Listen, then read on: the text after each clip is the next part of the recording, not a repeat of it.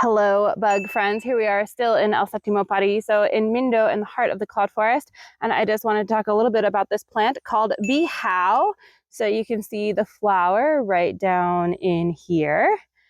And you can kind of see just how big these leaves are. They are not small, leaves are big.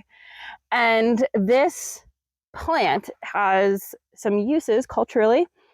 So, especially in the Amazon region, they use this plant and cook something in it called maito, which is like fish or chicken. And basically, what you do is you take the leaf, you'd cut a piece of it, and then you'd fold this leaf up and you cook your little whatever you want, fish, chicken in here.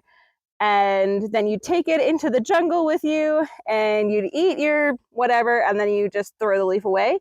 But what makes this leaf very good for this particular style of dishes and food is that it doesn't lose its shape when you fold it. So the leaf is actually completely fine, even though I folded it up.